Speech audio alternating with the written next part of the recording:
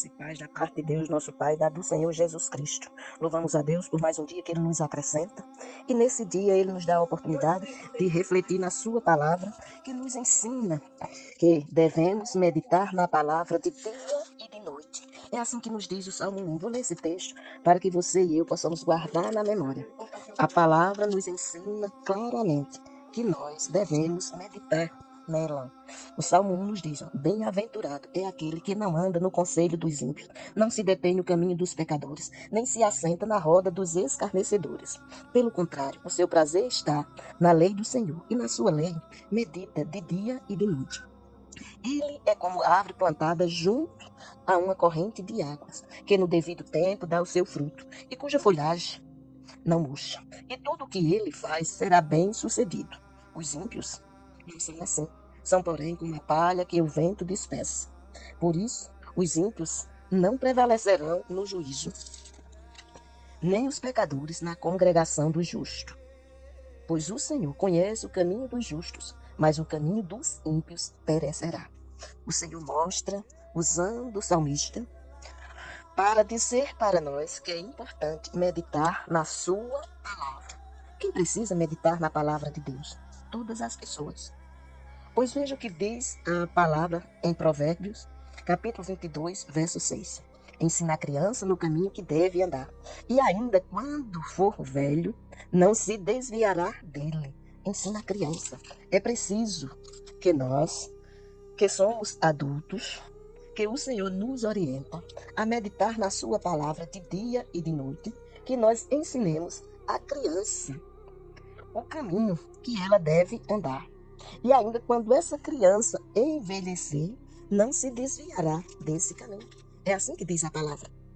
E é nessa compreensão que nós devemos caminhar, fazendo aquilo que apraz ao Senhor.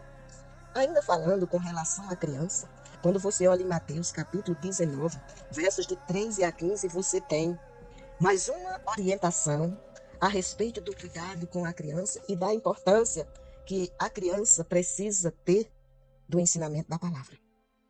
Na Bíblia de Estudo de Genebra, o título é Jesus abençoa as crianças, no texto que se encontra em Mateus capítulo 19, versos de 13 a 15. Trouxeram-lhe então algumas crianças para que lhes impusesse as mãos e orasse. Mas os discípulos os repreendiam. Jesus, porém, disse: deixai os pequeninos, não os embaraceis de vir a mim. Porque dos tais é o reino dos céus. E tendo-lhes imposto as mãos, retirou-se dali.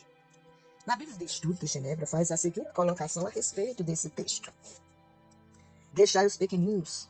A comunidade do Mar Morto excluía as crianças de suas assembleias.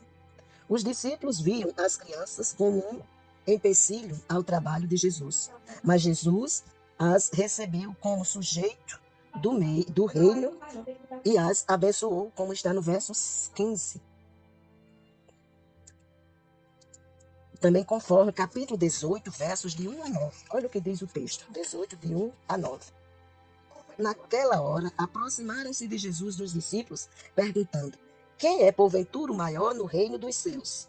E Jesus, chamando uma criança, colocou-a no meio deles e disse: em verdade vos digo que, se não vos converterdes e não vos tornardes como crianças, de modo algum entrareis no reino dos céus. Portanto, aquele que se humilhar como esta criança, esse é o maior no reino dos céus. E quem receber uma criança, tal como esta, em meu nome, a mim me recebe.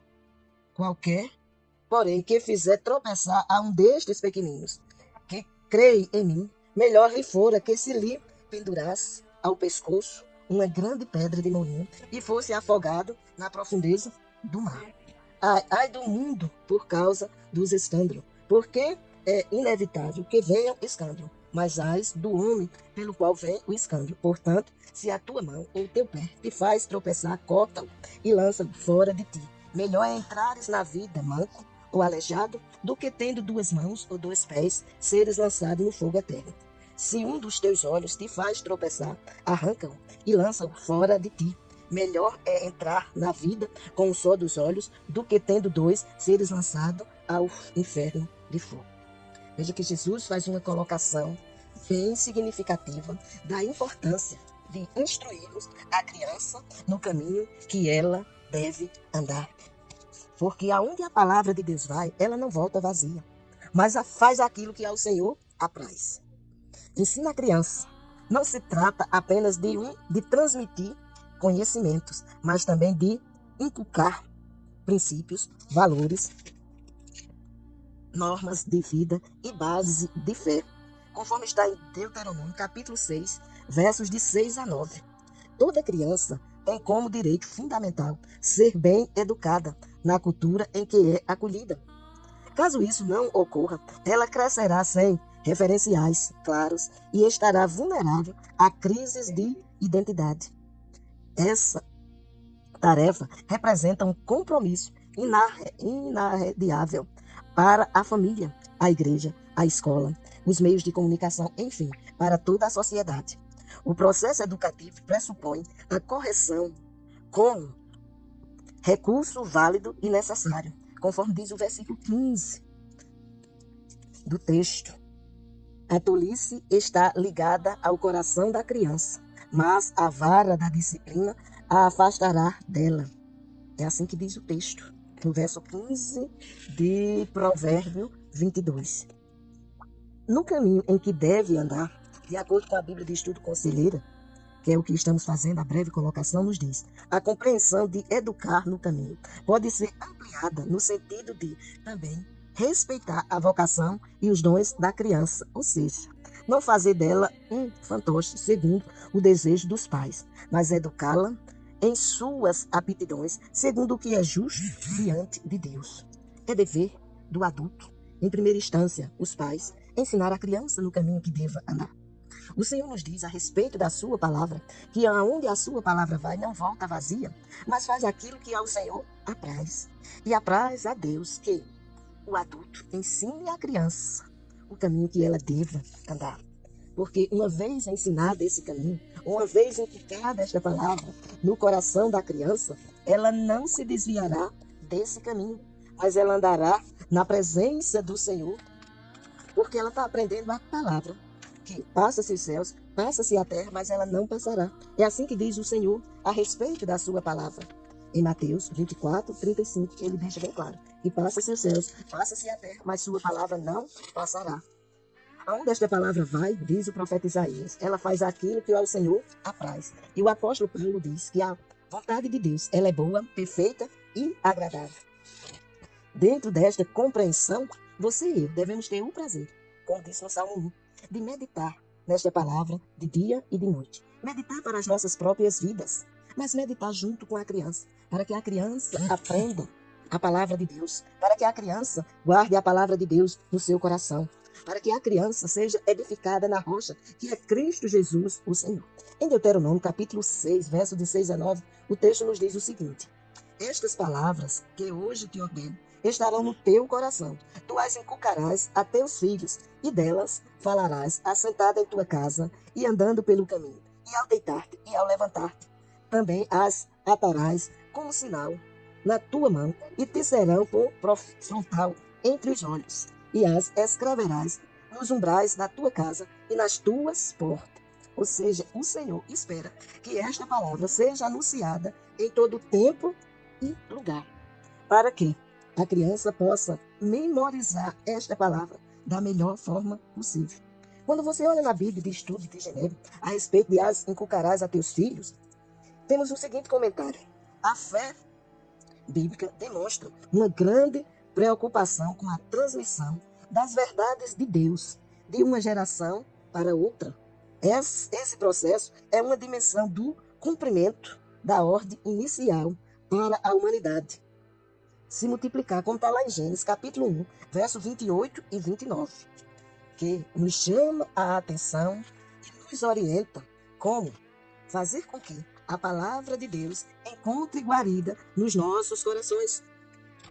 Capítulo 1, verso 28 e 29 de Gênesis diz o seguinte para nós: e Deus os abençoou e lhes disse: sede fecundos, multiplicai-vos, enchei a terra e sujeitai-a, dominai sobre os peixes do mar, sobre as aves dos céus e sobre todo o animal que rasteja pela terra. E disse Deus ainda: Eis que vos tenho dado todas as ervas que dão semente e se acham na superfície de toda a terra, e todas as árvores em que há fruto que dê semente. Isso vos será para mantimento. O Senhor dá o mantimento, o Senhor dá o suprimento. E o principal suprimento que o ser humano precisa é o suprimento da palavra de Deus. Porque aonde a palavra vai, não volta vazia e faz aquilo que ao Senhor apraz. Ao ponto dela fazer divisão entre a alma e o espírito, junta e medula. Ou seja, ela entra nas entranhas do ser humano, mostrando a importância de meditar nela de dia e de noite, para que tudo nos vá bem, para que possamos crescer no conhecimento e assim andar na presença de Deus como convém. A palavra diz andar na presença de Deus como convém a santos. E por isso ensina a criança no caminho que deva andar.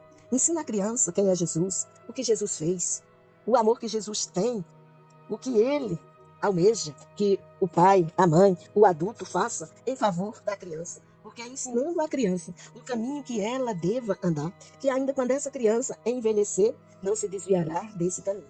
Nós vimos que o Senhor diz que quem não se tornar como criança não pode ver o reino de Deus. Você quer entrar no reino de Deus? Aprenda a palavra, tal qual deve ser instruída a criança. Guarde esta palavra na sua mente, no seu coração, porque quando se guarda a palavra, ela faz aquilo que ao Senhor apraz.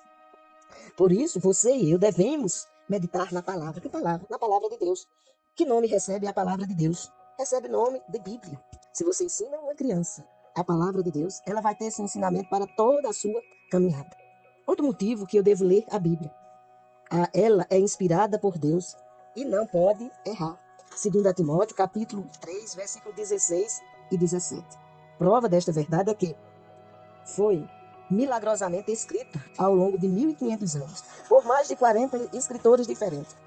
E ainda hoje, ela permanece firme e constante. Contém centenas de profecias que foram cumpridas, mas ainda tem profecias a se cumprir. Constantemente tem comprovado a sua precisão histórica por meio de descobertas arqueológicas. E é indestrutível. Sobreviveu, mesmo quando foi proibida, confiscada e queimada. Então, esta palavra, ou seja, a palavra de Deus, ou as Sagradas Escrituras, ou a Bíblia, ela deve ser lida porque ela é viva e eficaz. Ela gera vida, ela transforma a vida, ela conduz os passos daqueles que nela medita. Por isso, ensina a criança no caminho que deve andar. Por que eu devo ler a Bíblia? Terceira razão que eu devo ler a Bíblia. Não só para mim, mas ler a Bíblia para a criança, instruir a criança nesta palavra. A Bíblia muda vidas, conforme está em Hebreus 4:12. A prova desta verdade é que ela convence as pessoas do pecado delas, inspira as pessoas a amar a Deus e as outras pessoas e leva as pessoas a arriscarem a vida para protegê-la. A última questão, ou a quarta verdade que você e eu precisamos ler a Bíblia é que a Bíblia anuncia a mensagem de Deus, de maneira que as pessoas possam entender, como está em Atos, capítulo 17, verso 11, Romanos 12, verso 2, 2 Coríntios 10, 5, Colossenses 3, 16, 2 Timóteo 2, 15. Procura apresentar-te a Deus aprovado, como obreiro que não tem de que se envergonhar, que maneja bem a palavra da verdade. Quem maneja bem a palavra da verdade tem o prazer de anunciar à criança o caminho que essa criança deva andar. E ela, com esse ensinamento, com certeza, andará na presença de Deus em todos os dias da sua existência. Com relação a essa necessidade que o ser humano tem em ler a Bíblia, porque ela anuncia a mensagem de Deus, de maneira que as pessoas possam entender, prova dessa verdade é que ajuda os leitores a crescerem na fé. E além disso, a palavra nos dá sabedoria, pois a própria palavra nos ensina que o temor ao Senhor é o princípio da sabedoria. Provérbio, capítulo 9, verso 10. Você quer ter uma sociedade sadia? Ensina a criança no caminho que ela deva andar. Ela vai ser aquela pessoa que vai aprender a honrar pai e mãe. Ela vai aprender a respeitar os mais velhos. Ela vai aprender a amar o próximo como a si mesmo. Ela vai aprender a buscar a Deus em primeiro lugar e saber que as demais coisas Deus as acrescentará. O seu coração está para o Senhor e a sua esperança vai estar no Senhor. E ela vai ser aquela pessoa que vai exaltar e bendizer ao Senhor em todo tempo e lugar. porque ainda quando ela envelhecer, não se desviará desse caminho. Ela vai ver a importância de ler a Bíblia. Ela vai ver a importância dos ensinamentos que a Bíblia transmite. Ela vai ver a importância de não só conhecer, mas viver esses ensinamentos. Que Deus, pois, abençoe a todos nós, da criança ao ancião. E que todo adulto, seja ele pai, mãe, ou não seja nem pai nem mãe, tenha o prazer de ensinar a criança no caminho que ela deva andar. Porque ainda quando essa criança envelhecer, não se desviará desse caminho. Que Deus nos abençoe.